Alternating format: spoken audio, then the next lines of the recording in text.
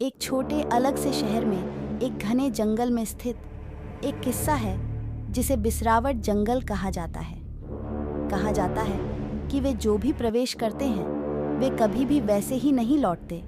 यदि वे लौटते हैं तो कहानी एक साहसी नौजवानों के समूह के साथ शुरू होती है जो बिसरावट जंगल के रहस्यों का खोजने में उत्सुक हैं। शहर वालों की चेतावनियों के बावजूद वे अंधेरे में निकलते हैं, केवल अपनी जिज्ञासा के साथ सशक्त। जब वे जंगल में गहराई में निकलते हैं तो अजीब बिसरावट अभिवादन भर लेती है जो जड्डी बूटियों से प्रतीत होती है।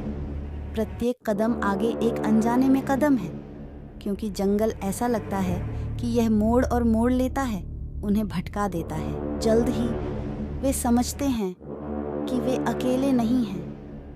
पेड़ों के बीच छायाएं नृत्य करती हैं और अजीब आकृतियां सिर्फ उनकी दृष्टि के बाहर छिपी होती हैं। डर सेना उनके मन में घुस जाता है, क्योंकि वे समझते हैं कि कुछ भयानक चीजें उनके पीछे हैं। कुछ इस दुनिया से बाहर। एक एक करके समूह गायब होने लगता है, विसंगतियों द्वारा लिया जाता है जो बिसरावट जंगल में निवास करती हैं। डर उन्हें जब वह उन्हें अभिशापित बनाता है तो वे अपनी सबसे काली बातें और आंतरिक देवता से निपटने के लिए बचने के लिए मजबूर होते हैं। लेकिन यदि वे जंगल से बच जाते हैं तो वे सदैव के लिए उन भयावह दृश्यों के अभिशाप में रह जाएंगे।